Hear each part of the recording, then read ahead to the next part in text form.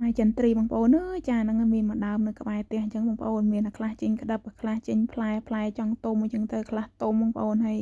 ខ្លះទឹមតែចេញផ្កាបងប្អូនយេផ្លែប្រដាក់គ្នាបងប្អូនចាហ្នឹងហើយឲ្យហូបបដាអញ្ចឹងហើយបងប្អូនសាកគិតទៅមើលថាតើមានផ្លែអីខ្លះដែលមានគ្រាប់នៅខាងក្រៅដូចស្វាយចន្ទ្រីហ្នឹងបងប្អូនចាផ្លែនេះពិសេសមែនទែនបងប្អូនចាហ្នឹងហើយអានេះស្វាយចន្ទ្រី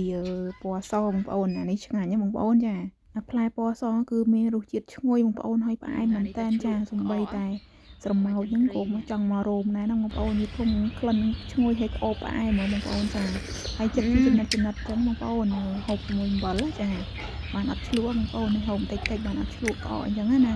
ចាបើហូបទាំងមូលហើយជីក្អកបងប្អូនចាហ្នឹងហើយសម្រាប់ខ្ញុំរស់នៅបងប្អូនចាហ្នឹងហើយនៅខាងខ្សែរៀងបងប្អូនចាតាមភូមិអញ្ចឹងបងប្អូនសម្រាប់ភូមិហើយខ្ញុំរស់នៅគឺមិនសូវមានស្វាយចន្ទ្រីទេបងប្អូនចាហ្នឹងហើយមាន